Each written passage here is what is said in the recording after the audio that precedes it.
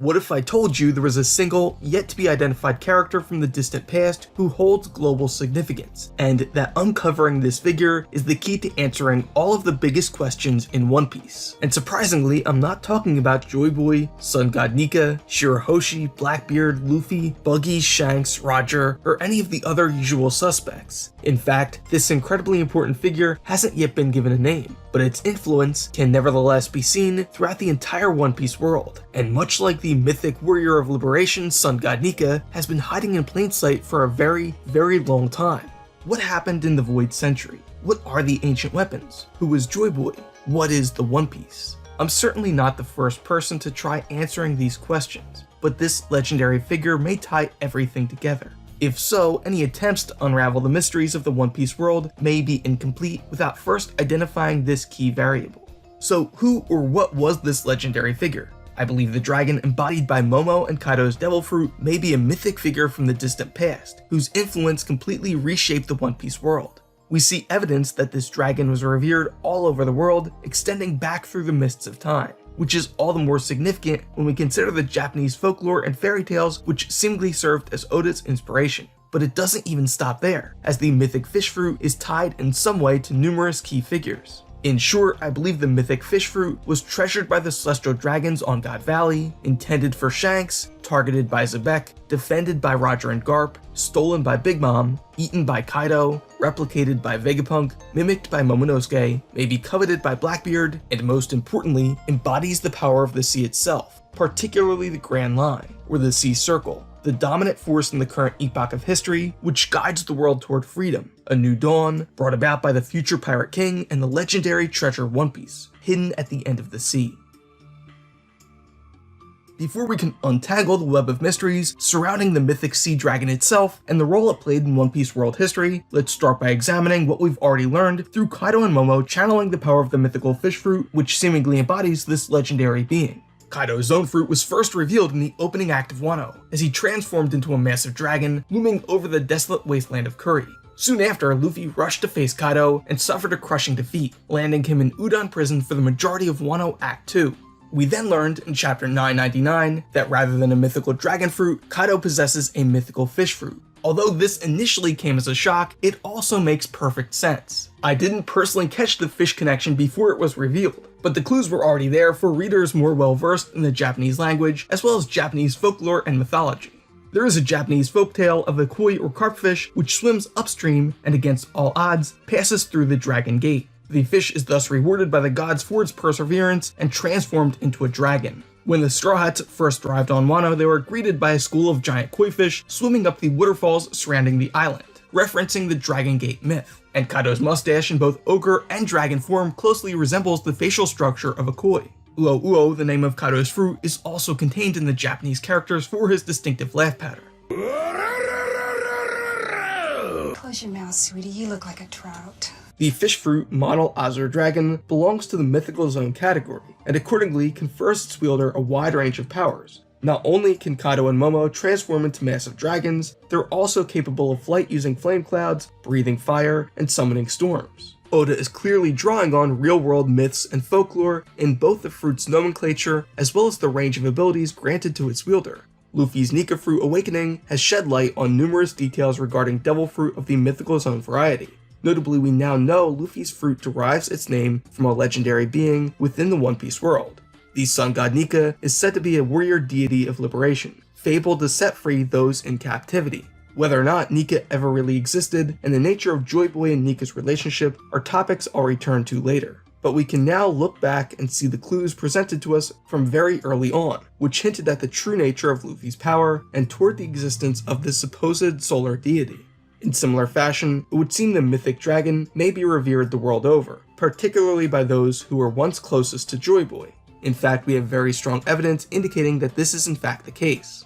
In chapter 921, Kiku described Kaido as Wano's guardian deity. During the annual fire festival, Orochi and his envoy travel to Onigashima to offer tribute to the one regarded as Wano's protector. It's important to note that within the land of Wano, Kaido's presence doesn't undermine Orochi's authority. While it's clear to readers and outsiders in the world of One Piece that Orochi is nothing but a figurehead shogun, in the minds of Wano's citizens, Kaido occupies a position of divine protector, separate from Orochi's position of political authority. But why is this the case, and when did the practice of Wano's political leader paying tribute to a divine protector begin? Has this always been a facet of the Fire Festival, and if so, to which guardian deity was the tribute offered prior to Kaido's incursion, and why is Kaido now regarded as possessing such divinity? We know certain creatures are revered on Wano, such as the Okuchi no Makami. Additionally, in chapter 998, Yamato told Momo that the dragon statue kept in the storage room once adorned the entrance to Onigashima. It was damaged by Ace several years ago, but notably the dragon statue doesn't resemble Kaido. Because of Kaido's apparent Oni heritage, he has an extra set of horns. The dragon statue, which once guarded Onigashima's entrance, resembles Momonosuke's dragon form much more so than it does Kaido's, which indicates it likely was not commissioned to resemble Kaido's likeness. This indicates that the mythic dragon was revered on Wano long before Kaido's arrival. In fact, Kaido was regarded as Wano's guardian deity specifically because he represented this dragon. Fittingly, Luffy later told Vegapunk that Momo is now regarded as Wano's guardian deity, likely because he now resembles this mythic dragon. Consistent with the reverence shown for this legendary dragon figure on Wano, the mythical fish fruit which invigorates its power has been highly coveted. In my very first video on this channel, I suggested that Kaido's devil fruit was so special because it was responsible for his immunity to death by way of incredibly good fortune, commonly associated with Eastern dragons in mythology. This theory seemed to be fairly robust. As I suspected, airtight. The narration boxes subtly shifted from describing known truths about Kaido's past, his previous defeats and captures, and the many failed execution attempts, to the resultant folklore within the One Piece world. Kaido is said to be the world's strongest, but the narrator never explicitly confirmed the veracity of these beliefs. Thought we wouldn't notice, but we did. In a one-on-one fight, always bet on Kaido. The use of the term bet fit the consistent gambling motif associated with Kaido and his subordinates. We saw misfortune intervene in both Kaido's fights against Odin and Luffy. Even his failed attempts to end his own life were framed as Kaido being yet another warrior incapable of defeating Kaido. Okay, with all due respect to everyone here, I think the most worthy opponent of you is you. That is correct. Unless there happen to be measles present. Kaido's defeat in chapter 1049 would seemingly cast doubt on this theory, but ultimately the mythical fish fruit remains shrouded in mystery. Certainly Kaido proved himself to be powerful enough not to require any good luck stat boost. We don't need luck. But ultimately, I'm still not sure his immunity to death has been fully explained at this point. I am a man who can never die. Momonosuke, heir to the Kozuki clan, happens to possess an artificial mythical zone fruit which allows him to transform into a dragon much like Kaido. The similarity between Momo and Kaido's abilities goes beyond their physical attributes, with Momo demonstrating several of the same abilities, including flight using flame clouds. In fact, we were first introduced to Momo in his dragon form when Luffy found him at the bottom of a garbage chute on Punk Hazard. During the Punk Hazard arc, we learned that unlike the Smile Fruit used to power Kaido's army, the artificial Zone Fruit in Momo's possession was created directly by Dr. Vegapunk. In chapter 1007, the apparent leader of CP0, the world government's elite intelligence agency, discussed the origin of Momo's devil fruit with his subordinates, revealing it is no small coincidence Momo's transformation bears such a striking resemblance to Kaido's, given that Dr. Vegapunk created this special artificial zone by extracting Kaido's lineage factor.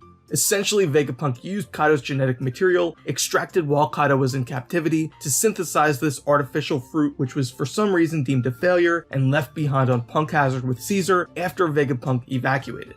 The mystery of Kaido's devil fruit has become an increasingly complex web, but to understand the narrative significance and potential implications of this scene, it's important to remember the role CP0 play in the world of One Piece. Aegis Zero work directly for the Celestial Dragons, and strive to protect or shield their interests around the world. Much like the key to their bond, Dr. Vegapunk, head of the SSG, supplies CP0 and the Marines with technologically advanced weapons such as the Pacifista, as well as devil fruit infused objects. This means CP0's interest in the artificial dragon fruit must in some way serve the interests of the Celestial Dragons. As we have already discussed, Kaido has been defeated and captured many times, but what's notable here is the degree to which Kaido was experimented on while in Marine custody, and the lengths to which Vegapunk went to replicate his devil fruit power. We have seen many powerful devil fruit users like Crocodile, Ivankov, and Doflamingo sent directly to Impel Down without the government taking such extreme measures to seize their powers. Further, it seems they hadn't made any effort to extract or made provisions to capture the devil fruit of even such powerful pirates as Ace and Whitebeard during the Battle of Marineford. Seizing powerful devil fruit from captives and adversaries is not standard operating procedure for the Marines as far as we have seen. On this basis, we can confidently say Kaido was not randomly selected for these particular experiments by Dr. Vegapunk. So then what makes Kaido and his mythical fish fruit so special? We know particular devil fruit like Law's Op fruit and Blackbeard's Darkness Logia are highly coveted because of the innate powers they bestow upon their wielders. This suggests the world government has particular interest in possessing Kaido's devil fruit because of the unique powers it imparts to the one who eats it. And while transforming into a massive dragon and breathing fire certainly makes Kaido a force to be reckoned with, the very fact that he was defeated and captured in order for these experiments to take place suggests raw power alone does not sufficiently explain the value of Kaido's devil fruit and the corresponding interest demonstrated by the world government in possessing its power. The other question we must ask is why the world government resorted to such extreme measures to take Kaido's ability. When a devil fruit user dies, the soul or essence of the devil fruit is transferred to another fruit of the same type someplace in the world. While the precise mechanics of this transfer of power have not yet been explained, we did directly witness the devil fruit used to create Shinokuni, Land of the Dead, regrow following its death. The fact that Caesar, who worked as an assistant under the world's foremost devil fruit researcher Dr. Vegapunk, was able to anticipate and control the manner in which the devil fruit regrew suggests Vegapunk himself would be fully capable of capturing Kaido's devil fruit the natural way if it were possible. Thus, the fact that the government did not simply kill Kaido to take control of his devil fruit speaks volumes, and is likely not for lack of trying. The narration boxes accompanying Kaido's introduction describe 40 failed attempts at capital punishment, almost all of which were likely carried out by the Marines or world government. Notably, Smile Fruit have an ordinary stem and a circular rather than spiral pattern on their surface. Vegapunk labeled the artificial duplicate of Kaido's fruit a failure, yet thus far it appears to be much more effective than Smile in recreating real devil fruit abilities. Notably, we see that though it features the same circle pattern as Smile, Vegapunk's artificial dragon fruit features a spiral stem. This speaks again to the fact that the spiral pattern is related to the functionality and potentially the soul contained within the devil fruit. This is even more interesting in light of the design of Kaido's mythical fish model Azure Dragon Fruit revealed in One Piece magazine 13. The mythical fish fruit features not one, but two spiral stems. This is getting out of hand.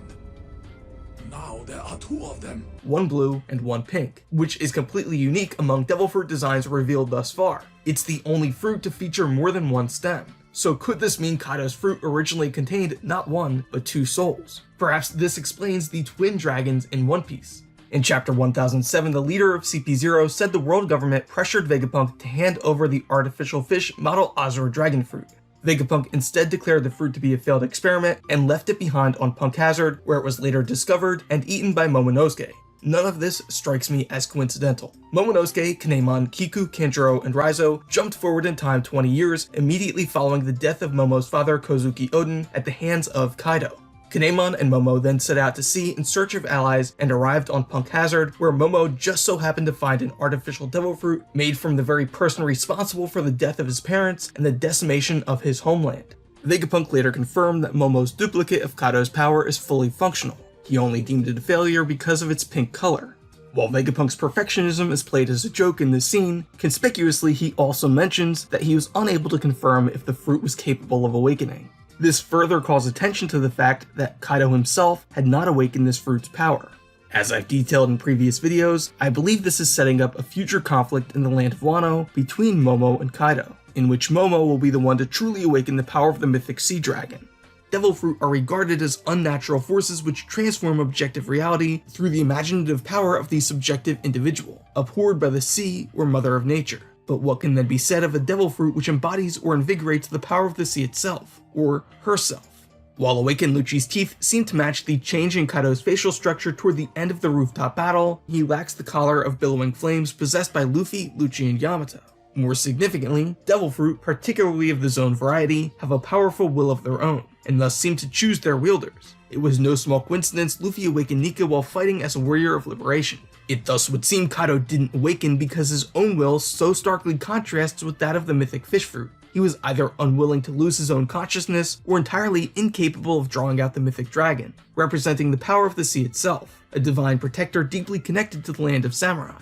Kaido's own desire to achieve a warrior's death may run contrary to the fruit's will to keep him alive, if there's any validity to my good fortune theory. But on a more primary level, the sea is the power which guides the world toward freedom, and thus it may be more fitting if its power is fully awakened by Wano's new guardian deity Momo. If not Luffy, then perhaps Momo is the monarch from a distant sea who will someday meet with Shirahoshi when the promised day arrives. While Luffy and JoyBoy, channeling the power of Nika, stretch smiles across people's faces and bring hope to those living in captivity, the sea truly represents the limitless power of imagination. There's no telling what lies on the infinite horizon. It may also represent the supernatural power of nature, or even metaphorically, the divine source of everything, which creates and sustains life itself. It's a metaphor. I get it. The hierarchy of which power is the most special isn't really relevant, but the fact that the sea itself may be embodied by a devil fruit power could suggest that those who dream of transforming the world may be able to atone for their sin of eating the devil fruit. The Egghead story arc may be exploring technology's capacity to transform the world for either the better or the worse, and similarly dreams and strength of will may also be used to do either good or evil.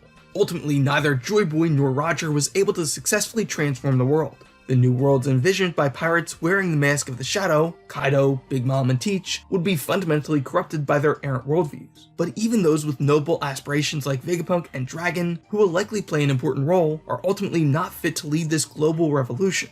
Luffy's insistence that he doesn't want to be championed as a hero is the very reason he's so uniquely qualified to become the next Pirate King. And perhaps going beyond Roger and even JoyBoy, Luffy will be able to restore harmony between the cursed dreamers of the day who consumed the devil fruit and the power of the sea itself, the ruler of the One Piece world. Vegapunk says all things are born into the world with hope, including the devil fruit. This suggests that whether by divine or natural process, much like the dreams they invigorate, the devil fruit exists for a purpose and were birthed with noble intention. Vegapunk's theory, while compelling, almost certainly doesn't tell us the full story. These powers perceived to be unnatural may have in fact originated from a divine source, but were stolen or corrupted. It's interesting that the phrase all things matches the mysterious voice of all things, which thus far can only be heard by Luffy, Roger, Odin, and Momo, an ability even less common than 1 in a million conquerors haki. It would seem then that the supernatural, divine hand of fate delivered the dreams of Nika and the mythic sea dragon to Luffy and Momo respectively. While Pedro told Carrot that Luffy would fulfill the world's long-held prophecies of liberation, Yamato said it would be Momo to deliver the new dawn. Perhaps then Luffy and Momo represent two sides of the same coin, the sun and the sea. These distilled or manifest dreams can be powerful forces for good when paired with the right person, and the divine powers which be have selected Momo and Luffy as the fated mortal heroes needed to resolve this millennia-old conflict and deliver the world's new dawn. While we may learn some more details about the devil fruit through a potential Mads flashback, it seems Vegapunk is still missing some key information, which can presumably only be learned through the true history found on Laugh Tale. Perhaps unlocking the secrets of the ancient world's advanced technology and discovering the undying flame will be the key to restoring harmony between devil fruit users and the power of the sea or the mother of nature, thereby allowing Luffy and Momo to fulfill their fated purposes, channeling the powers of Nika and the mythic dragon respectively, in the coming war to deliver the world's new dawn. While the particular advantages in combat offered by the mythical dragon fruit are significant, it's possible the government's interest in this particular devil fruit may be even deeper. In chapter 999, Big Mom said she gifted Kaido his mythical fish zone fruit on the day the Rocks pirates collapsed following the defeat of their captain, Rocks D. Zebek, at the hands of Goldie Roger and Monkey D. Garp on God Valley. Perhaps the mythical fish, dragon fruit, was a sacred treasure closely guarded by the celestial dragons on God Valley. It's presently unknown why Rocks targeted the celestial dragons on God Valley rather than those in the holy land of Mari Joie, but it may naturally be assumed someone or something of particular importance to Zebek's goal of becoming world king was located on that particular island. Seeking a particular devil fruit to achieve an intended goal is not without precedent in One Piece. Doflamingo went to great lengths to acquire Law's Op fruit as he believes it's the key to harnessing the power of the yet-to-be-identified secret treasure held by the celestial dragons in Mari Joie. Similarly, Blackbeard committed the unforgivable sin of killing his crewmate Thatch to possess the Darkness Logia, an act which set in motion the chain of events leading to the deaths of Ace and Whitebeard at Marineford, and the tumultuous 2 years those events precipitated.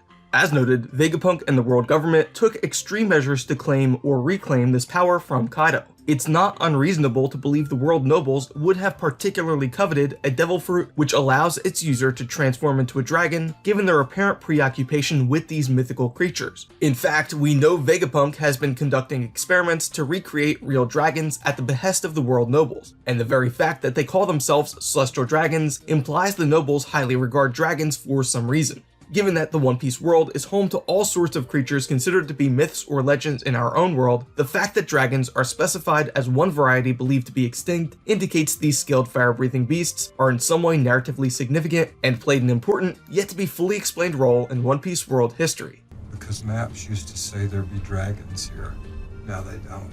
So, extrapolating on this point, perhaps the mythical fish model Azure dragon fruit was passed down through successive generations among the celestial dragons living on God Valley. This wouldn't be the first time in the series we have seen a zone fruit being passed down within a society in which the particular variety of creature its wielder transforms into is revered or worshipped. For example, taking inspiration from ancient Egypt, within Alabasta the hawk and jackal are deified, and accordingly the two leading military commanders of the Alabasta royal army, Pell and Chaka, possess hawk and jackal zone fruit respectively. Accordingly, it stands to reason these fruits have been passed down within Alabasta for a long time. If we consider the possibility Xebec was targeting God Valley to take the mythical fish dragon fruit for himself, several important questions must then be asked. Was this devil fruit simply guarded as an uneaten treasure on God Valley, or was it previously wielded by one of the celestial dragons? Perhaps much like Pell and Chaka's fruits on Alabasta, the celestial dragons maintain the mythical fish dragon fruit within a line of guardians, or even a particularly elite lineage of nobles, kings among kings so to speak.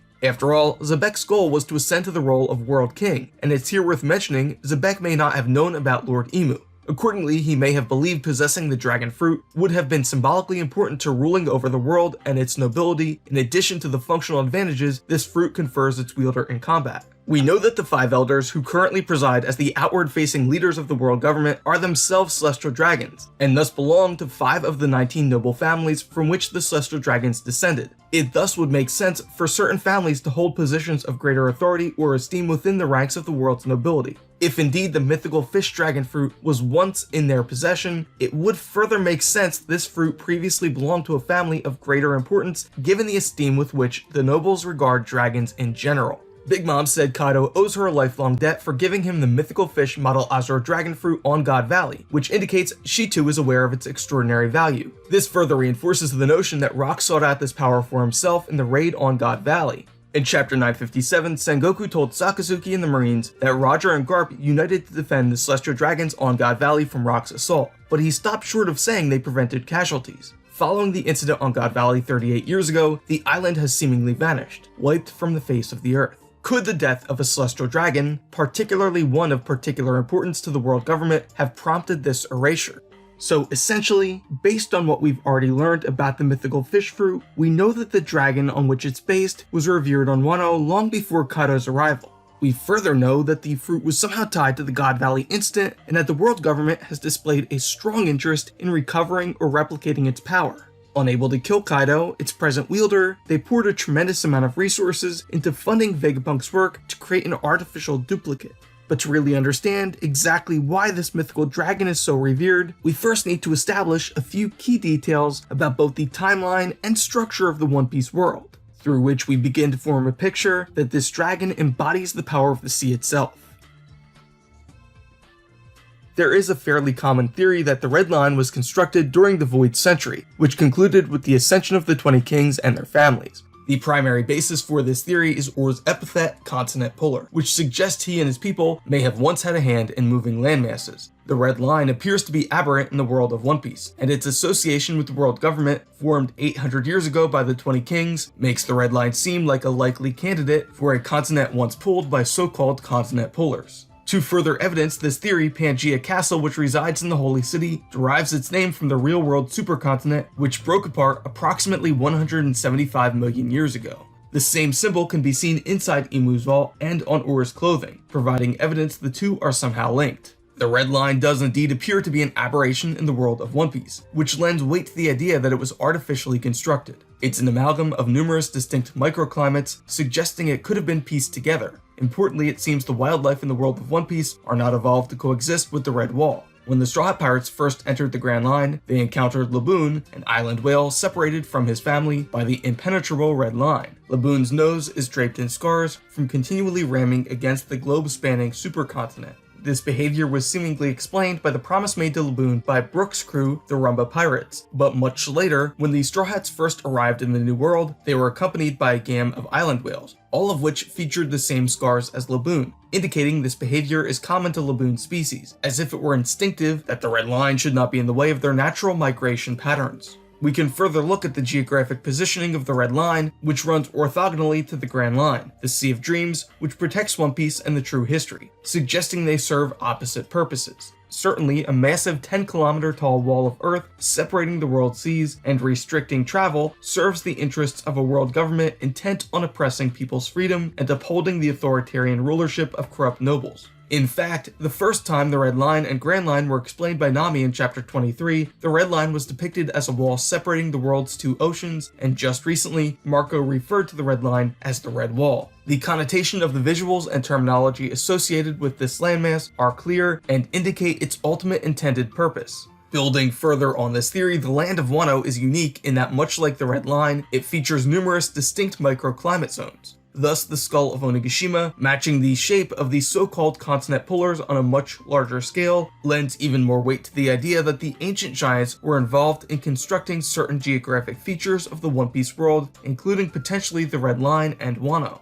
However, we can now say with certainty that the Red Line predates the reign of the Celestial Dragons, which seemingly dispels any notion that the 20 Kings were responsible for the construction of the Red Wall. The Lunarians are said to have been the prior inhabitants of this massive supercontinent, which encircles the One Piece world. Importantly, Queen told Sanji the downfall of the Lunarians is recorded in history, and Big Mom seems to be fully aware of the race to which King belongs. Legends of the Lunarians living atop the Red Line also persists, as we know from Marco's memories of Whitebeard. This means the history of the Lunarians may not be common knowledge, but records of their powers and their demise remain accessible, unlike the tale of the Forgotten Kingdom recorded solely on the poneglyphs. Thus, we can confidently say the Lunarians were not the ones wiped out by the 20 Kings during their rise to power. And by extension, we can confidently say that the Red Line itself has existed since ancient times. If indeed it was constructed to restrict the world's freedom, this leads us to the conclusion that there must have been an evil, oppressive force at work long before the world government. Oda has rarely provided the specific calendar date for events in One Piece, which makes the few instances where he has done so particularly noteworthy. Most events in the One Piece world are only given relative dates. Oda tells us through text box how many years before the ongoing narrative a flashback scene takes place, which allows us to construct a rough timeline of events. The first time an actual calendar year is mentioned is in chapter 203. During the Alabasta story arc, Robin descended with Crocodile into the royal crypts in search of the poneglyph said to reveal the location of the ancient weapon Pluton. Though she indeed found a poneglyph, she told Crocodile it recorded only the history of the nation of sand. We later learned in chapter 218 that Robin was lying to Crocodile, as Cobra confirmed the poneglyph revealed everything Crocodile wanted to know about Pluton, including its location. Importantly, as part of her deception, Robin read Crocodile a sample of Alabasta's history and indicated the calendar date for particular events which took place in the Age of Heaven, or Kaienreki. The next time a specific calendar date was mentioned, and the only time a definitive year was stated for events actually depicted on panel, came from the log of Noland's voyage to the kingdom of Shandora. Noland's flashback was set 400 years before the current events in One Piece, and Noland dated his arrival on Jaya in the year 1122 in the Age of the Sea Circle, or Kaienreki. His voyage began in the year 1120 and ended in 1127. Also worthy of note, the day and month divisions in the Sea Circle calendar seem to match our real-world Gregorian calendar. From this information, we can extrapolate several important details. First, through the dates listed by Robin, as well as those recorded by Noland, we know that two distinct calendar systems are used in the One Piece world, much like our own. The current epoch is referred to as the Age of the Sea Circle, or Kaienreki, which began roughly 1500 years before the present point in time. From this, we can date certain key events, including the construction of Shandora in the year 400, Zunisha's curse in the year 500, the start of the Void Century in the year 600, the end of the Void Century, and the ascension of the Celestial Dragons in the year 700, Noland's voyage between the years 1120 and 1127, and the current Great Era of Piracy, which takes place in the 1500s Kaienreki. Also worth noting, Roger indicated JoyBoy left behind One Piece on Laugh Tale 800 years ago, which coincides with the end of the Void Century in the year 700 in the Age of the Sea Circle. We can thus assume the Age of Heaven or Kaienreki precedes the current epoch, and likely ended about 1500 years before the present story of One Piece. We don't actually know if the Age of Heaven directly precedes the Age of the Sea Circle, but given there are only 2 calendar systems referenced thus far, I think it's a safe assumption. Very little has been revealed about the previous era, but we do know Alabasta was already a thriving kingdom during the Age of Heaven, as the palace in Alubarna was said to have been constructed 4,000 years before the present. This means Luffy's voyage is taking place around the year 1520 Age of the Sea Circle or Kaienreki. The Void Century began around 900 years ago and ended 800 years ago, which means the current One Piece world calendar began about 600 years before the Void Century. Yet we know recorded history in the One Piece world dates back at least as far as 5,000 years when the Tree of Knowledge on Ohara was said to have been planted. The world nobles have positioned themselves as false gods, and centered the world around the formation of the world government. They even erased 100 years of history to mask the means by which the 20 kings rose to power, and as Clover asserted, to hide the existence of the Forgotten Kingdom, which once possessed the ancient weapons. Beyond the fact that the Celestial Dragon's own sense of self-importance would be compelling enough reason to restart the calendar year to mark their ascension to so-called godhood, the best way to erase the Void Century would have been to restart the calendars and declare the end of the 100-year void to be the new year 0, so as to communicate nothing before this matters, and to further discourage inquiry into events they want to be forgotten. Leaving the calendars as is and voiding a century in the middle of the timeline is far more conspicuous, and as far as we know they have no discernible motive to not restart the calendars with the formation of the world government marking year 0, unless they know the world wouldn't recognize that change, because something undeniably more important happened in year 0. This further suggests the Celestial Dragons also recognize this theoretical event as somehow more important than themselves and the formation of the world government. They maintain the calendar system because they too regard the reason for the epochal shift marked by the transition from the Age of Heaven to the Age of the Sea Circle to be important and worth not only remembering but memorializing. The calendar system currently used is Kaienreki, or in the Viz translation, the Age of Kaien. This roughly translates to the Age of the Sea Circle, which immediately brings to mind the Grand Line, the sea which encircles the globe and leads to One Piece. This perhaps suggests the Grand Line came into being 1500 years before the story began.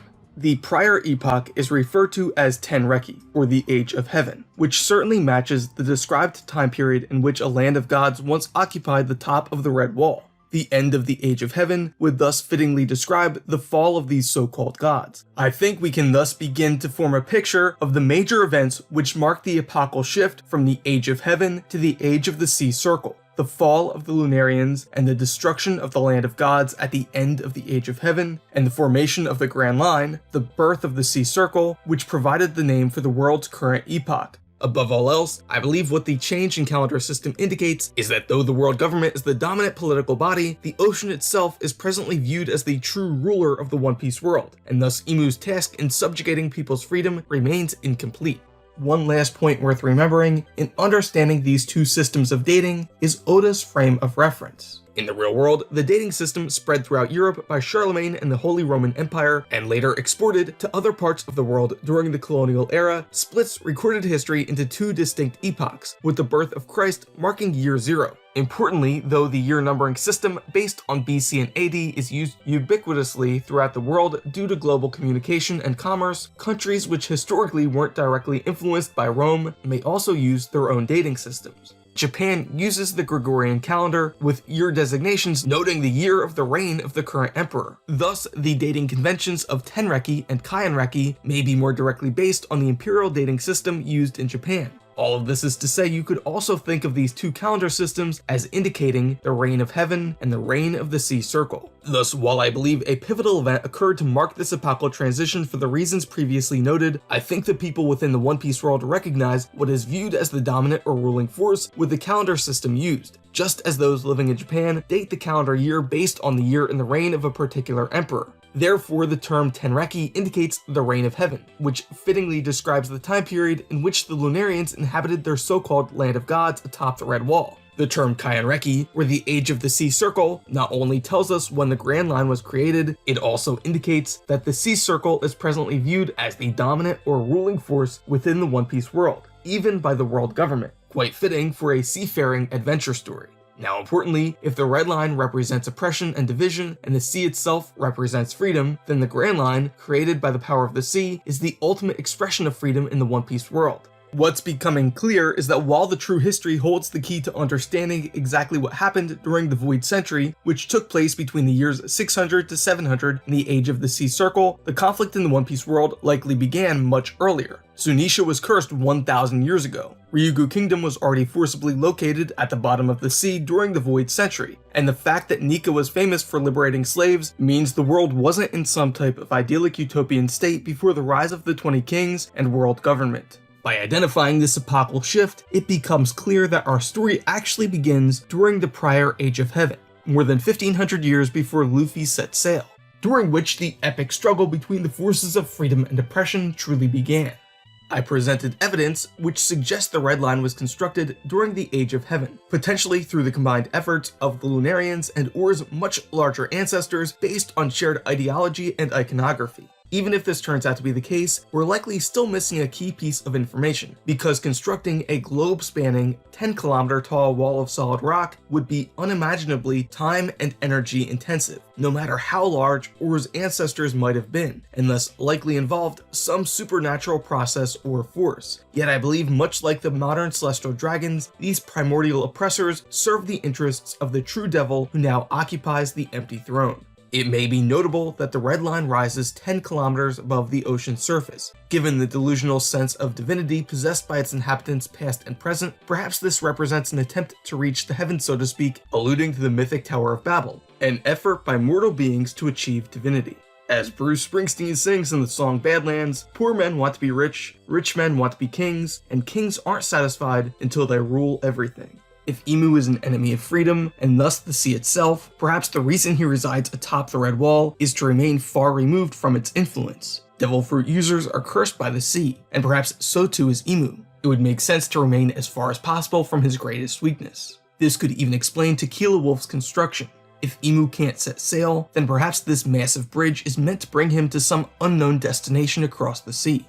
The story of One Piece is ultimately about the pursuit of freedom. As Luffy stated on Sabaody in chapter 507, he wants to become the Pirate King in order to maximize personal freedom. We can thus intuit that the antagonistic force in the story, this primordial evil, which initiated the overarching conflict and serves as Luffy's thematic antithesis, represents an inversion of this ideal, oppressing and restriction of freedom. I believe we see this thematic struggle between freedom and oppression represented in the world's geography. After all, the Red Line isn't the only globe-spanning geographic superstructure. The Red Line and Grand Line are positioned orthogonally and serve counter purposes. The sea in One Piece represents the ability to pursue freedom. Before the Red Line was constructed, people from all over the world would have been able to freely sail the world's seas. The ocean is the connective tissue which binds together the world's people and the geographically distinct islands they inhabit. Conversely, the Red Line restricts travel to certain defined and controlled routes, and those which aren't directly under the government's control are extraordinarily dangerous. I believe the evidence suggests the Red Line came into being before the Grand Line, which then means the latter was created in response to the former.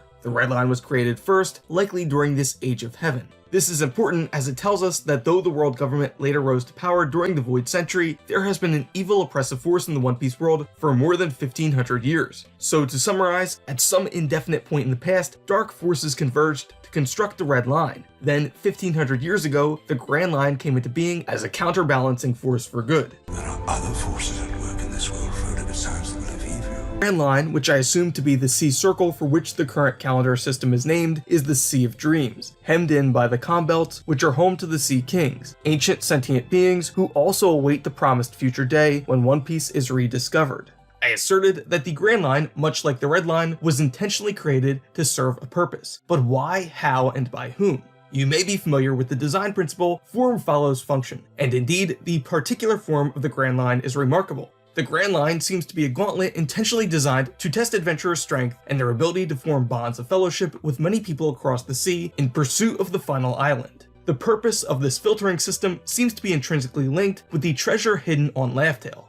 In Chapter 966, Roger confirmed the legend of the treasure at the end of the Grand Line which spurred his voyage already existed from long ago. Thus, the legend of the treasure and the government's desire to prevent it from being discovered predate Roger's successful circumnavigation of the globe, his coronation as Pirate King, the name One Piece, Roger's execution, and the current great era of piracy. In Chapter 967, Roger confirmed JoyBoy was the last person to have visited Laugh Tale 800 years earlier, which suggests One Piece was left behind at the very end of the Void Century. As indicated by the various prophecies of JoyBoy's return and the approaching New Dawn, rediscovery of this ancient treasure will mark another epochal shift in the One Piece world. But importantly, the nomenclature of the world's calendar system indicates the Grand Line's formation, and thus its purpose, if its construction was indeed intentional, is rooted in an event even earlier than the Void Century. Essentially, we know the Red Line existed prior to the Void Century based on the fact that the Lunarians preceded Mari Joie, and the name of the prior epoch suggests it has existed for more than 1500 years. The Lunarians and the Land of Gods likely inhabited the Red Wall during the Age of Heaven. Although the 20 Kings had no hand in its formation, there is still strong indication the Red Line is artificial because it acts as a wall separating the world seas, restricting freedom. I believe the fact that the Grand Line is bordered and protected by the Sea Kings suggests the world's most famous ocean route was similarly intentionally constructed, and its purpose is to protect the treasure contained on the final island, guiding the world toward freedom. The nomenclature of the current epoch, Kaienreki, or the Age of the Sea Circle, suggests the Grand Line was originally formed at the start of this current era, and is responsible for its name. One Piece is widely believed to be the key to upending the world government, but the current regime came into power 600 years after the Grand Line's formation, suggesting this ocean route already had a purpose in protecting the final island before the Void Century. The Grand Line can only be entered through specific defined routes, meaning it must be traveled unidirectionally. Anyone who seeks the end of the line is thus forced to sail across the entire world. This requires a tremendous amount of skill and incredible physical strength to survive such a harrowing voyage. Yet strength alone isn't enough, as the 4 road poneglyphs are needed to reach the true final island Laugh Tale. Only by becoming friends with those who guard these red monoliths and the ones capable of translating them can the voyage to the end of the Grand Line be completed. Thus, this filtering system tests the mettle of those who attempt this perilous voyage. The journey itself naturally selects for the qualities requisite of the future Pirate King. Only by possessing physical fortitude, strength of will, and upstanding moral character can Laugh Tale be reached and One Piece be discovered. The form of the Grand Line, as well as its orientation relative to the Red Line, indicate it was designed for a purpose, and we can recognize that purpose during the current great era of piracy and protecting One Piece and the true history until the right person arrives at the right time, as people from all over the world set sail in pursuit of Roger's treasure. Yet the Grand Line was formed 600 years before the Void Century, long before Roger and even JoyBoy. Thus, based on its design, it was meant to serve the same purpose before JoyBoy's era. After all, if the reign and fall of the Lunarians took place during the Age of Heaven, the overarching conflict in the One Piece world must have begun much earlier than the Void Century War between the 20 Kings and the Forgotten Kingdom. This would then mean the Grand Line was meant to guide the world toward freedom long before JoyBoy's era began. The early Age of the Sea Circle is fascinating in that we do know some key events which took place during this era. The Kingdom of Shandora was said to be a thriving nation in the year 402 Kaienreki, and the Land of Zou was formed atop Zunisha's back around the year 500 Kaienreki, or 100 years before the start of the Void Century, 200 years before it committed a great crime. These nations, which would later ally with JoyBoy, were prosperous before the cataclysmic war that soon followed, which indicates that despite the continued presence of the Red Line, the world was enjoying a relative degree of peace. Perhaps most importantly, Wano's borders were open, and thus, by extension, so too was the Grand Line.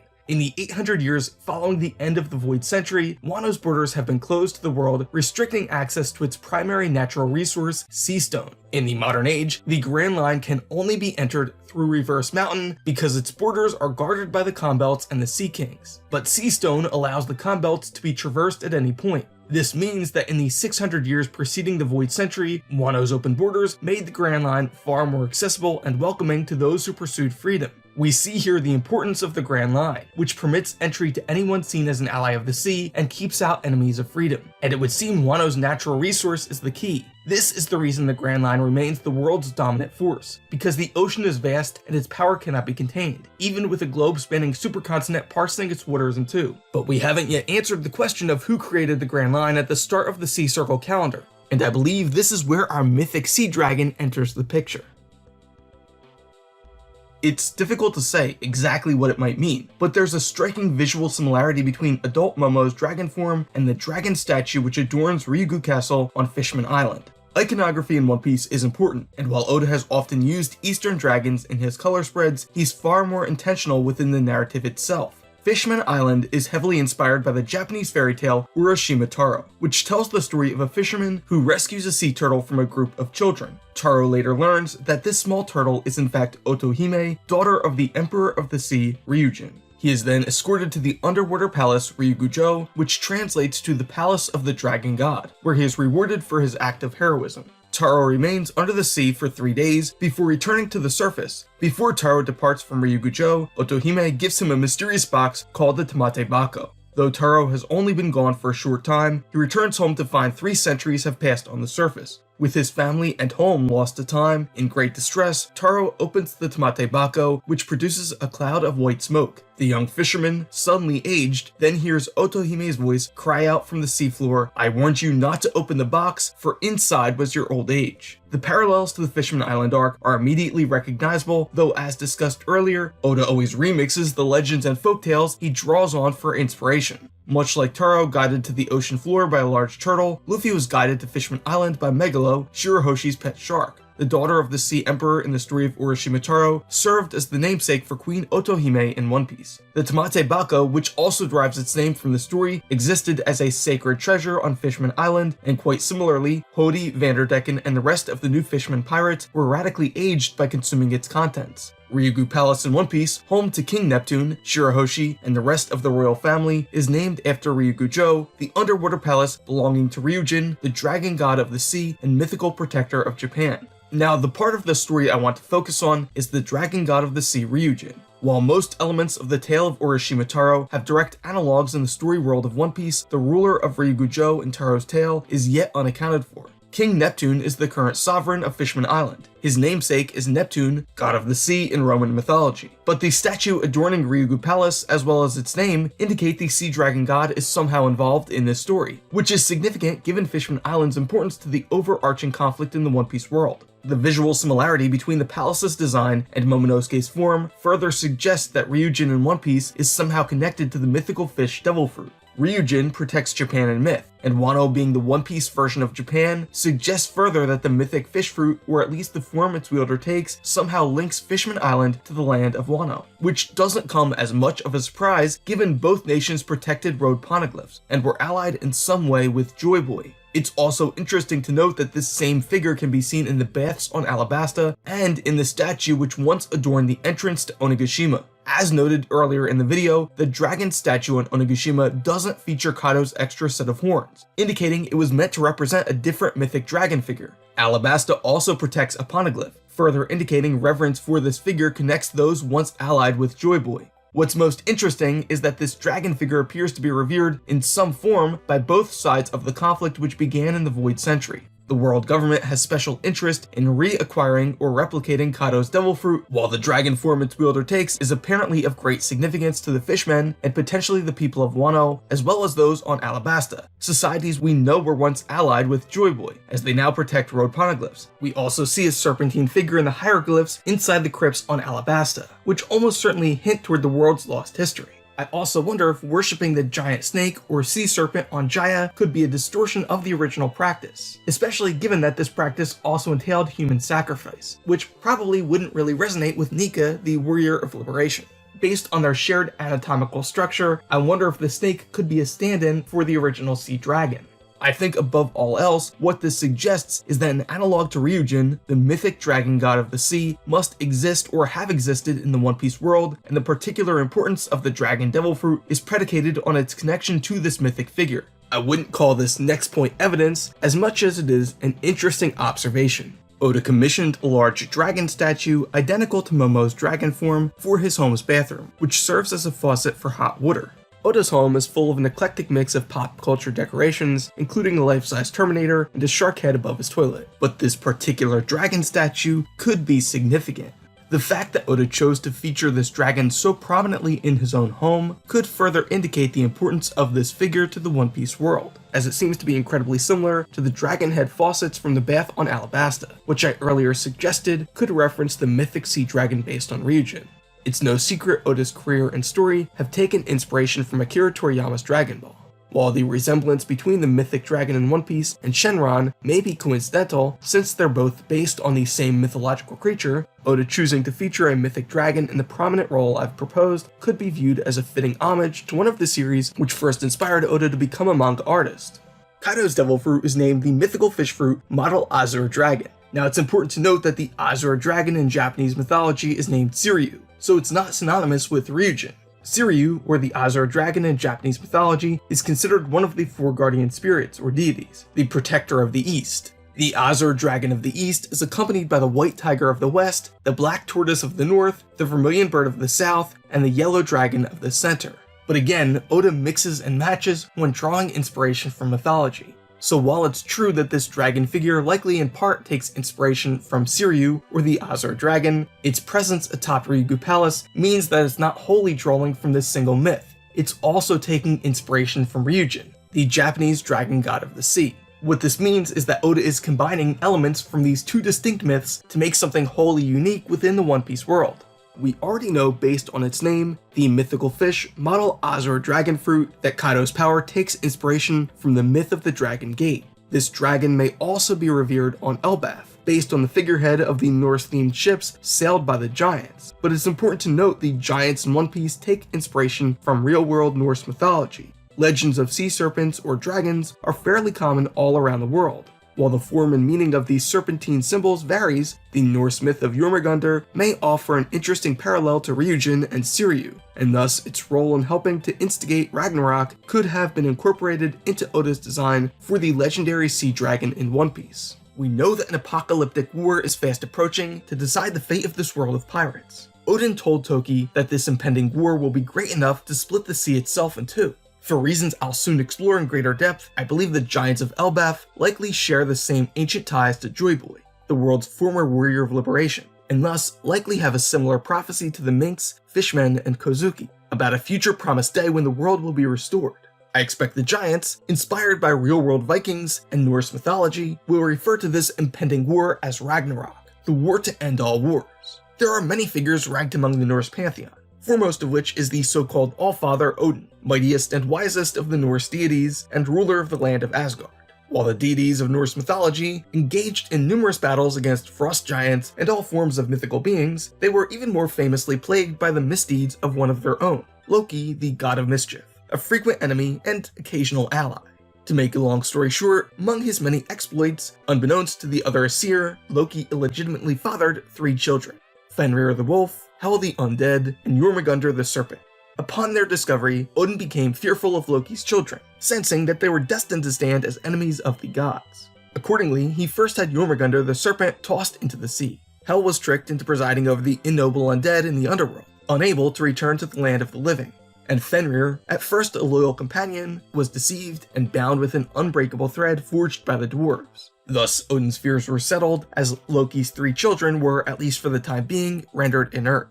But that's not where their story ends, as the legend of Ragnarok foretells that someday in the very distant future, Fenrir the wolf, the Midgard serpent Jormungandr, and Hel, queen of the undead, will return in the war to end all wars. Over the millennia, Jormungandr, the serpent, will grow and grow until it becomes large enough to encircle the entire globe. Fenrir will grow strong enough to break free from its chains, with its gaping jaws capable of swallowing up the moon. And Hel will raise up an army of the dead, greater and far more fearsome than any the world has ever seen. The world will enter a long winter as the old gods sleep, only to be awoken by Loki's 3 children. Odin will call down all the long-dead noble warriors from the halls of Valhalla to combat the forces of destruction, and in the end, both Loki's children and the old gods, including Odin, Thor, Heimdall, and Loki himself, will fall in combat, only for the world to begin anew from the roots of Yggdrasil. Now, this is just a legend, but notably the Battle of Ragnarok in Norse mythology is meant to signify the end of an age and the fall of the old gods, which offers us some interesting insight when mapped to the world of One Piece. In the current era, the Celestial Dragons and Lord Emu reign as false, self-proclaimed gods, while those who carry the name D, their ancient enemies according to Emu, are referred to as the enemies of the gods. Many of JoyBoy's allies from around the world cling to prophecies of a coming new dawn, when the world will be restored and the forces of darkness will be dispelled. There is no night which doesn't end in sunrise. We already know that the giants, just like the Minks, Fishmen, and Kozuki, have a similar prophecy, as just like the Vikings of old, they celebrate the winter solstice to mark the death and rebirth of the sun, likely referencing the mythical warrior of liberation, sun god Nika. So in that context, the Battle of Ragnarok is unlikely to be fought during the Straw Hats' time on Elbaf. Rather, this apocalyptic prophecy will likely be used to foretell the impending dawn, the fall of the old, self-proclaimed gods, the Celestial Dragons, Elder Planets, and Lord Emu, and the creation of a new and better world. Interestingly, we already know there exists a Prince Loki among the giants, and as such, it stands to reason that his children, the other key figures responsible for instigating the final battle foretold in Norse canon, will also appear in some form. Now, Oda never maps his stories one-to-one on the mythological and historical accounts he uses for inspiration, so these characters may appear in different form than one might expect based on Ragnarok.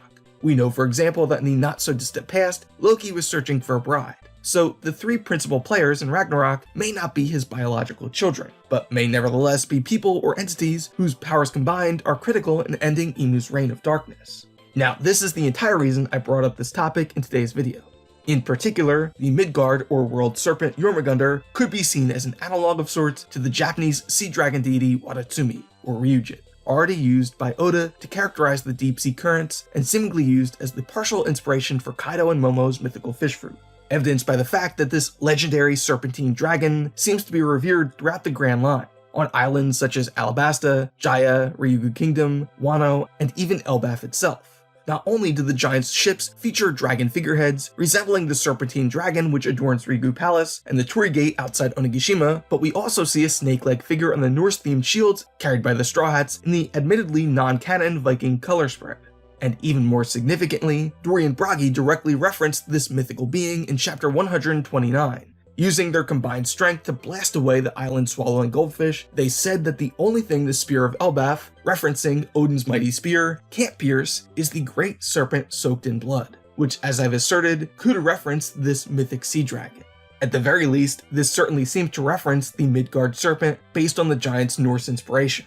Certainly, the Grand Line, which protects the One Piece and the ancient weapons, could be viewed as one of the key instruments in the world government and Emu's ultimate destruction, fitting as an analog to the world serpent from the Norse story of Ragnarok. As noted, Ryujin is the deity of the sea in Japanese mythology, said to reside in the underwater palace Ryugu-jo. According to legend, Ryujin is able to assume human form and represents the power of the ocean. Matching some of the abilities demonstrated by Kaido, Ryujin is able to generate storms, bringing with him rain and thunder. Much like Shirahoshi's power over the Sea Kings, Ryujin is said to command sea creatures to do his bidding, and possesses jewels which allow him to control the tides. As an island nation, Japan historically held particular reverence for the sea, and as such, the ocean deity Ryujin was believed to be a benevolent spirit and guardian. Historically, Ryujin has even been worshipped or revered through a form of Shinto known as Ryujin Shinko.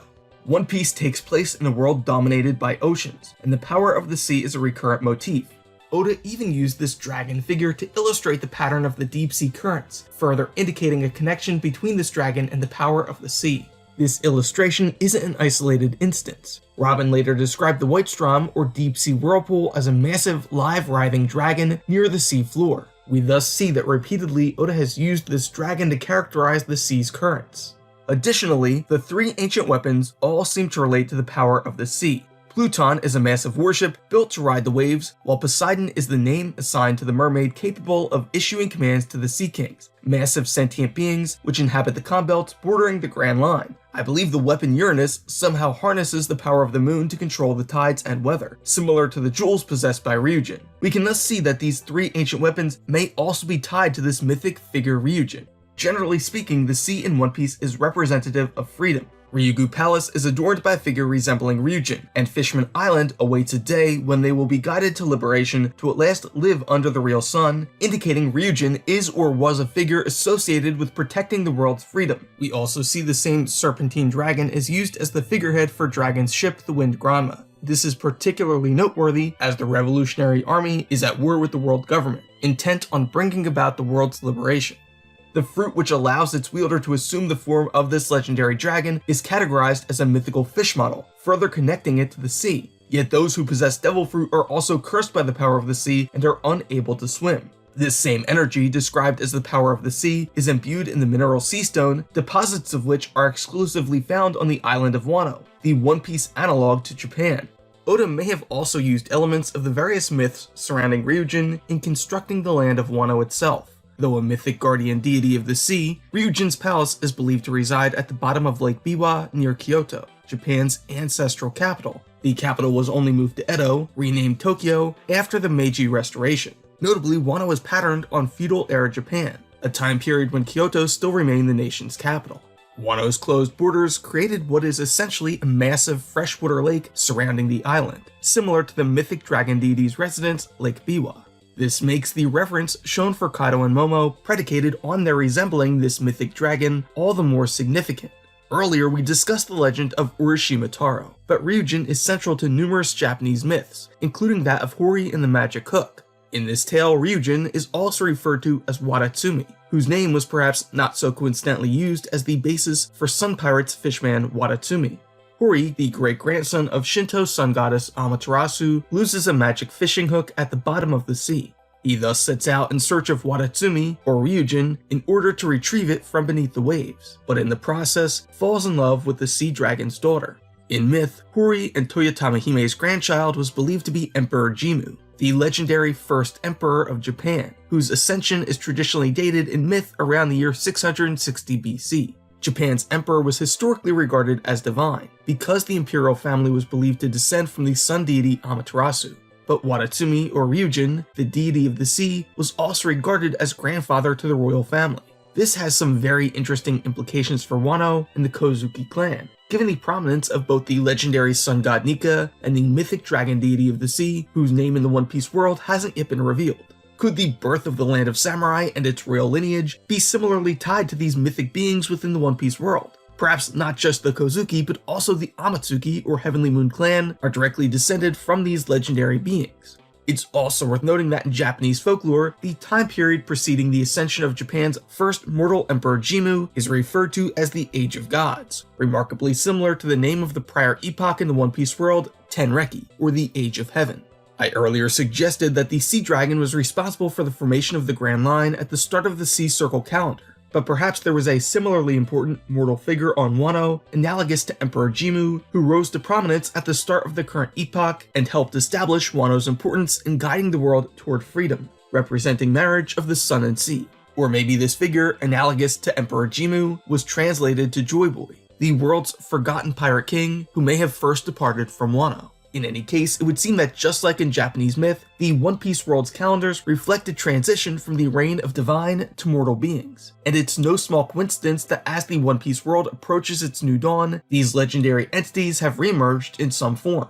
It's important to again note that while these parallels are interesting and potentially revelatory, Oda doesn't map his story one-to-one on the tales he uses as inspiration. For example, Japan's Shinto creation myth proposes Izanagi gave rise to Amaterasu, Susanoo, and Tsukiyomi, deities of sun, storms, and moon respectively, rulers of the heavens, seas, and night. These symbols indeed appear in One Piece, but are not directly analogous to these mythic beings. Oda seems to blend ideas from various sources of inspiration. So while the devil fruit certainly primarily draw from the biblical story of Eden, Vegapunk's description of devil fruit wielders being restricted to their own dimensions of reality may also in some way reflect the Japanese Shinto myth of Izanagi and Izanami, the latter of whom was confined to Yomi, made one with the land of the dead after consuming its food.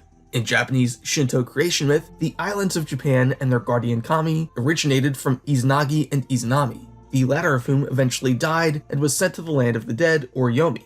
Izanagi attempted to retrieve her from Yomi, but as noted, Izanami could no longer return because she had already consumed food of the dead, or Yomi. Izanagi was then frightened by Izanami's monstrous appearance, and thus fled back to the land of the living. Abandoned, Izanami's resultant grudge was believed to originate the cycle of life and death. Izanami pledged to claim 1,000 lives each day, and Izanagi countered that he would birth 1,500 more. Once Izanagi returned to the land of the living, his purification created Amaterasu, Tsukiyomi, and Susanoo. Luffy's Nika powers may take some inspiration from Amaterasu, but just as the Azure Dragon in One Piece mixes and matches multiple myths, the Sun God seems to draw on numerous sources of inspiration, including Hanuman or Son Goku, to create something wholly unique in the One Piece world. Thus, while it may be tempting to compare Blackbeard and his darkness Logia to Tsukiyomi, the deity of the moon or night, because the world is in a metaphorical state of night, the moon in One Piece has been primarily used as a symbol of hope, representing a reflection of the sun's light and a promise of an eventual new dawn. If Blackbeard indeed draws from Tsukiyomi, this would imply he needs to be redeemed in order to work together with Luffy. Further, based on Shandian legends, Nika seemingly belongs to a quartet rather than a trio. Accordingly, it's likely the dragon deity embodying the power of the sea only in part represents Ryujin, or Wadatsumi. It's interesting, however, that in Japanese myth, the sea deity Ryujin, or Wadatsumi, was the child of Izanagi and Izanami from a time before their primordial schism, meaning Ryujin, or Wadatsumi, precedes Amaterasu. This could potentially relate to devil fruit users being cursed by the sea or mother of nature, perhaps somehow reflective of the myth of Izanami, cursed to reside in the underworld. Ultimately, it's unclear exactly how Oda's going to remix these stories, but some of the parallels are nevertheless interesting to consider, and all of this lends more weight to the idea that the overarching conflict in the One Piece world began long before the Void Century. In order to understand how these legends impact One Piece lore, I think it's important to look at the themes and spirit of these mythic accounts more so than the particular intricacies of the plot and the characters involved. And in this particular case, it seems the devil fruit and the curse imparted to their wielders may originate from some type of primordial schism. Whatever or whoever these mythic beings might have been, their influence over the One Piece world was likely greater during the Age of Heaven. Yet the mortal beings who now inhabit the stage have seemingly inherited their will, both metaphorically and quite literally, through the power of the devil fruit, similar to the archetypal masks outlined by Joseph Campbell in The Hero with a Thousand Faces. Perhaps most significantly, as discussed earlier in the video, the current epoch in the One Piece world is Kaienreki, or the Age of the Sea Circle. The Grand Line, the legendary ocean route of dreams which guards the world's lost history, and the legendary treasure One Piece, is the ultimate representation of the sea's power. Understanding the origin and importance of the Grand Line may thus prove critical in discovering the lost sea dragon Ryujin. So, to summarize, while we haven't quite arrived at a decisive conclusion regarding the legendary dragon's identity in the One Piece world, we can surmise that it may be revered throughout the Grand Line by JoyBoy's closest allies, and may even be shown deference by the world's current oppressors, the Celestial Dragons. It would seem reverence for this figure predates the Void Century, evidenced by the name of Ryugu Kingdom and the dragon statue's place of prominence atop the castle. The fact that an identical dragon statue once adorned the Torii Gate at the entrance to Onigashima further indicates that it was similarly revered on Wano. At this point, it's not yet clear why this figure was worshipped, but notably inspired by Shinto tradition and the myth of Ryujin, it would seem this dragon embodies or represents the power of the sea itself, which could be considered the dominant or ruling force in the One Piece world, evidenced by the nomenclature of the world's dating system, Kaienreki, or the Age of the Sea Circle. But perhaps it's no small coincidence that Kozuki Momonosuke has inherited the power of this legendary dragon before taking his rightful throne as Shogun of Wano, a land deeply connected to JoyBoy and the power of the sea, in which this dragon was regarded as a guardian deity. Luffy's recent awakening allows him to channel the power of the legendary warrior of liberation, Sun God Nika, representing JoyBoy's will. In so doing, he's poised to help realize the unfulfilled will of this fallen hero. Perhaps in similar fashion, Momo, who we know is destined to play an important part in delivering the world's new dawn, will awaken the power of the sea dragon to at last realize its will for the One Piece world.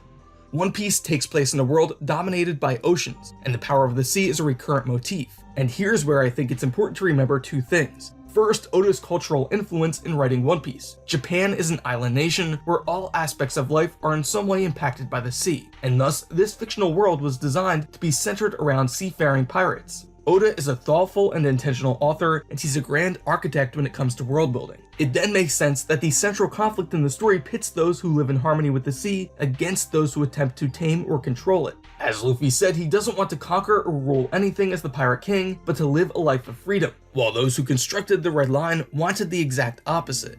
It's very difficult to say without more information whether Ryujin was a real being or a myth used to characterize the Serpentine Sea Circle, but I lean toward the former. Ryugu Kingdom and Wano would have both played a critical role in facilitating free travel across the world and in gating entry to the Grand Line. Fishman Island is the nexus which connects the two halves of the world's ocean, and Wano, itself a massive fountain, could be viewed in some ways as the heart of a society or interconnected web of societies centered around the Grand Line. If this legendary figure could create the Grand Line, or at the very least direct its construction, then why could it not bring down the Red Line? Why are the mortal players involved in this story necessary? The frequency with which this symbol is seen, the particular locations where they are found, its Japanese mythological inspiration, and the symbolic importance of the overarching narrative all come together to tell us this dragon was important, and given the timeline of world events, I think it makes sense that a supernatural being embodying the power of the sea was responsible for creating the conditions which allowed the world to move toward freedom. Yet Ryujin left the actual task of liberating the world to mortal beings. It's very common in epic fantasy stories that supernatural or divine beings exercise limited influence on the mortal realm or only act under specific conditions. The Force and Wills in Star Wars, the Lion Turtles in the Avatar universe, and the Valar in Tolkien's Middle-earth series are all great examples. Gandalf's angelic divine powers were constrained by his mortal vessel, and he couldn't carry the Ring of Power to Mordor on Frodo's behalf. Beyond fiction, this is reflective of real-world myths and religious stories. These supernatural powers which be provide assistance, but they don't fight the battles for the mortal players because the hero's journey is more important than the destination. By this I mean it's important that the mortal players experience this journey for themselves. Luffy yelled at Usopp when he pried Rayleigh for information about the One Piece and threatened to quit the voyage on the spot, prompting a knowing smile to creep across the elder pirate's face because he recognized that this characteristic in part qualifies Luffy to someday succeed Roger as the next pirate king. Rayleigh then advised Robin to wait and see through the voyage before learning the history of the world, and the reason is that the voyage itself is transformative. Completing this voyage will inevitably shape their perspective on what they ultimately learn. You need to finish what you started. Why? Because a leader can't lead until he knows where he's going. Without the journey, without the struggle to attain knowledge or power, it may be taken for granted. By that I mean to say that moral fortitude is reinforced by grappling with difficult choices. The hero's journey isn't easy, it's incredibly difficult and dangerous. There's a very real risk of loss, injury, death, or even worse. But there's a greater risk in not taking the voyage, because the invaluable treasure earned can only be found on the road of adventure. Consider this. In biomechanics, there is a principle called Wolff's Law, which in essence states that bones remodel according to the mechanical load placed upon them. If bones sustain greater stress by carrying more weight, over time, they remodel proportionally, increasing in strength such that they can withstand greater loading. This is fairly intuitive. You lift weights to get stronger. You run to increase stamina. Dude, sucking at something is the first step towards being sorta good at something. The spiritual world beyond the physical is ineffable, beyond human comprehension. The Book of Isaiah, part of the canon in both Jewish and Christian beliefs, states plainly that God's ways are not man's ways. Now, I'm not saying the sea dragon in One Piece is a god, but I would surmise it exercises some type of spiritual or supernatural power. I should reiterate here that Oda does not map the characters in his story one-to-one on myths and folktales he draws on for inspiration, so though I keep referring to this dragon as Ryujin, it may go by a different name and exhibit different characteristics from the legend on which it's based. At this point, your guess is as good as mine what the restrictions might be on this proposed legendary sea dragon Ryujin in One Piece, but that doesn't mean his influence cannot be seen. The Grand Line can guide the world toward freedom, but it can't fight the battle directly. It can only equip the people of the One Piece world with the tools they need to liberate themselves. Indeed, we see that those handed unearned power often abuse it. Within the One Piece world, this is exemplified by the Celestial Dragons who presently hold the reins of power. Their position of absolute authority is passed down as a birthright, and they in turn believe themselves to be superior to their subjects. Conversely, Roger chose not to handpick his successor, and instead left fate to decide the person most fit to inherit his will and his treasure. The one who follows in Roger's footsteps needs to undertake the same voyage to become worthy of inheriting his mantle, and it isn't about the pride of being self-made. The fundamental transformation birthed by the journey is necessary to strengthen the future Pirate King physically, mentally, and morally. This is the reason Rayleigh told the Straw Hats they need to see the world before learning the true history. They need to grow strong enough to survive the challenges on the road, but also must understand the true gravity of their actions. The Grand Line is the gift of the Sea Dragon, a globe-spanning stretch of ocean which is designed to protect freedom and raise up a hero or group of heroes capable of transforming the world for the better. The world has awaited a hero for centuries, if not millennia, with the night or darkness signifying the world's oppressors, the enemies of freedom. During this long dark night, the moon represents hope, as signified by JoyBoy's closest friends and allies around the world. The minks are powered up by the full moon, the clans of Wano all have names based on the moon, the fishmen dream of someday walking the path toward the sun, the giants celebrate the winter solstice to mark the death and rebirth of the sun, and those who carry the name D are considered enemies of these self-proclaimed false gods who presently hold power. Their name could reference the half moon, hidden by the clouds, as a symbol of fellowship and hope. It's important to understand what this symbolism signifies, because it tells us that despite his protests to the contrary, One Piece tells the story of Luffy's hero's journey, unifying it in structure with an untold number of mythic stories. The structure and themes of the story tell us that the journey itself through the Grand Line is necessary in raising up a champion of freedom. And we know that just like Luffy, his predecessor, former Pirate King Gold Roger, once undertook the same voyage to the end of the sea. Yet Luffy and Roger are not the world's first warriors of liberation. When the story first began, we were led to believe that the treasure hidden on the final island, known to the world as the One Piece, was left behind by Roger. Yet as the stories progressed, we learn that those who seek the treasure at the end of the sea in the modern era are in fact following in the footsteps of a legendary figure erased from the pages of history, known only as JoyBoy.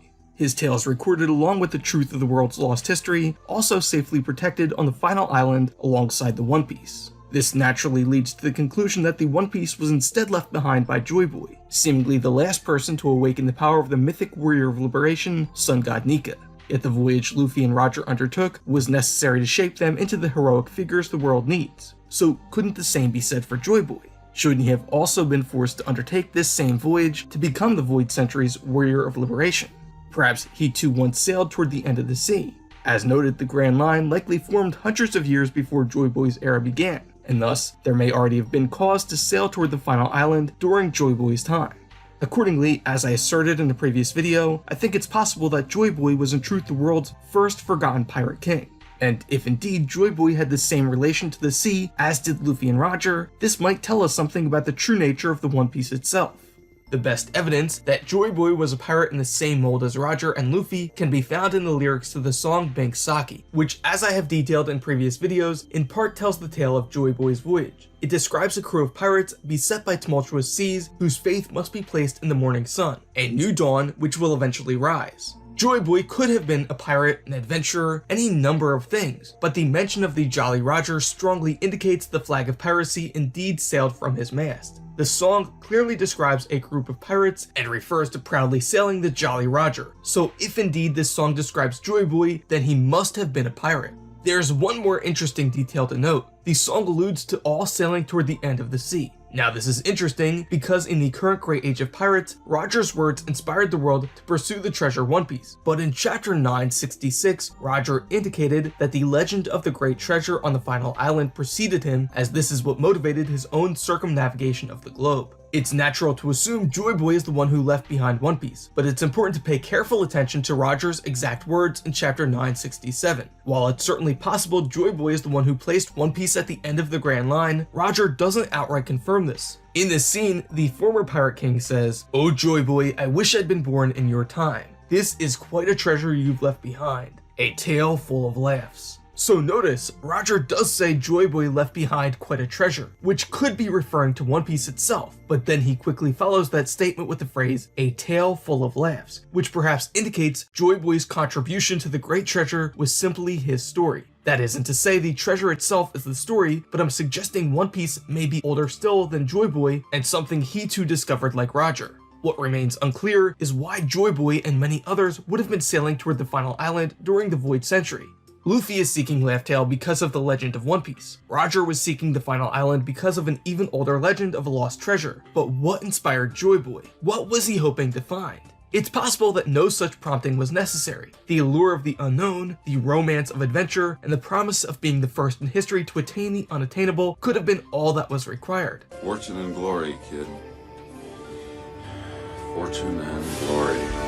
George Mallory, an English mountaineer who took part in the first 3 expeditions to Mount Everest, is famously quoted as having said, when asked why he sought to climb the world's tallest mountain, "Because it's there." Odin, Roger, and Luffy all embarked with similar motivation, to discover what exists on the infinite horizon. This innate desire is what conducted them from their ordinary, familiar lives onto the fantastical road of adventure. But what truly qualifies them as heroes is that they recognized and responded to the call of destiny. The first leg of Odin's voyage with Whitebeard was carefree and aimless, but he later changed teams and sailed with Roger with a decided purpose. I don't think we can say anything for certain at this point, but based on the evidence, JoyBoy may have undertaken a voyage similar in nature to Roger and Luffy. We must ask whether he too was searching for something at the end of the sea. So could the treasure One Piece be as old as the Grand Line itself? Nothing yet refutes this possibility. Roger indicated the treasure JoyBoy left behind was his tale full of laughs, and thus it's possible One Piece was simply discovered by JoyBoy in similar fashion to Roger. If JoyBoy is indeed made from the same mold as Luffy and Roger, then perhaps he too was transformed by his voyage. After seeing and understanding the world and discovering the One Piece, he developed a vision for a world transformed, which could only be realized by the King of Pirates. In truth, the mysteries surrounding the mythical fish fruit and its artificial duplicate have only deepened. Kaido proved unwilling to or incapable of awakening its power, and Nika claimed that despite the incredible amount of resources that the world government poured into creating what is, to date, the only nearly perfect artificial devil fruit, it was fortunate Vegapunk's experiment was deemed a failure, and thus far this sentiment is unexplained.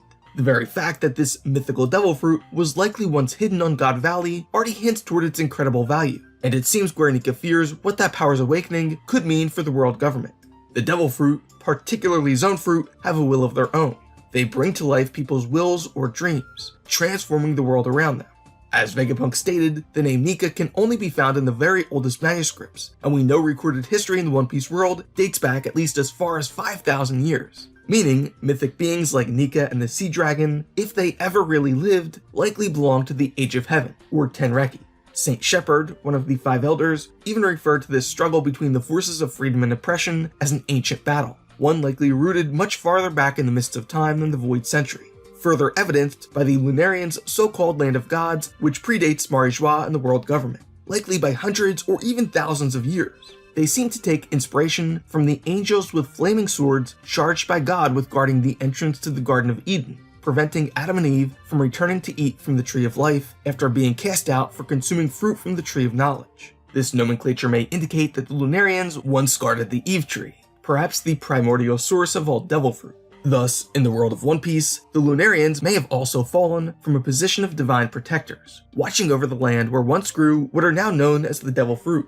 These stolen powers, capable of transforming both those who consume the fruit and the worlds around them, bring to life people's dreams and desires, including the desire to take the form of legendary beings like Nika and the Sea Dragon, perhaps long departed from the mortal realm. Or maybe these entities never lived at all. Maybe they were only imagined or dreamed of by people, and those dreams have now come to life. In which case, it could be said that the devil fruit blur the lines between fact and fiction. After all, these legends have the very real power to reshape the material world as long as people believe in them. As Atlas told Luffy, the line dividing real and imaginary doesn't perfectly align with tangible and intangible. This pertains not only to the illusions of light created by Vegapunk, but also the separate dimensions of reality created by those who consume the devil fruit. Ultimately, I'm personally undecided on this particular point. Either possibility seems valid. The world's previous dating system, Kaienreki, suggests that these beings, like Nika and the mythic Sea Dragon, could indeed have once lived in the Age of Heaven. Certainly, the One Piece world is home to all sorts of fantastical and mythical creatures, and we know for a fact that souls and an afterlife exist within this cosmology, so it's certainly not outside the realm of possibility that mythical or divine creatures lived in a now long-forgotten age. Yet it's also possible that these particular mythical beings were simply used by people to characterize or describe aspects of the world around them, in which case Nika would be an embodiment of people's desire or dream to live a life of perfect freedom, and the mythic Sea Dragon would be an embodiment of the sea's power to conduct the world towards said freedom. In either case, Luffy and Momo could then be viewed as mere shades or reflections of ancient mythical beings who have inherited their wills in the modern era. Fittingly, both have been described as key figures in delivering the world's new dawn. The power of the sea is a recurrent motif throughout the entire series. In fact, the very nomenclature of the world's dating system may suggest that the sea, or even more specifically, the Sea Circle, is presently regarded as the ruling or dominant force in the One Piece world. The red line, atop which resides the world's oppressors, and fittingly a symbol of the world's division and oppression, seems to be intentionally constructed for the specific purpose of oppressing the world's people. But the sea is the one thing which Imu and the world government have proven unable to conquer. Imu lives atop the red wall, as far as humanly possible from the sea, perhaps because he fears its power. After all, those who consume the devil fruit are cursed by the sea for their unnatural status. While this phenomena has yet to be fully explained, even with all of Vegapunk's knowledge, it seems that the devil fruit may have been created, or more probably stolen, by those who seek to oppress the world's freedom, and thus are cursed by the sea, a symbol of said freedom. It's no small coincidence that the fishmen and merfolk of Ryugu Kingdom are the world's most oppressed people, not only because they're feared for their strength, but because they're most deeply connected to the sea itself, which the government in all its might has failed to conquer. And fitting with the thesis of this video, atop their castle and a place of reverence is the Sea Dragon, for whom their entire nation, Ryugu or Dragon Palace Kingdom, is named. The flag of piracy, the Jolly Roger, is sailed in opposition to these tyrannical forces. Even the Japanese word for pirate, kaizoku, means sea bandit or thief, containing the word sea. Oda crafted his story such that the Pirate King represents the ultimate paragon of freedom. Luffy himself said he doesn't want to conquer the sea. He doesn't want to conquer or rule anything. He simply wants to live a life of perfect freedom, and by extension, protects the liberty of others. Just like the Red Line, the Sea Circle or the Grand Line, for which the current epoch of history, Kaienreki, is named, also seems to be constructed for a purpose, to protect allies of the sea and guide the world toward freedom. It can only be traversed unidirectionally, meaning anyone who seeks the end of the sea must both possess incredible physical fortitude and be able to form bonds of fellowship with many people throughout their voyage. It's a gauntlet intentionally designed to select for the right person to inherit the treasure at the end of the sea. The Grand Line is hemmed in by the Conch Belts, inhabited by the Sea Kings, massive sentient creatures which take commands from the mermaid princess known as Poseidon, and they too await a day when the world will be restored.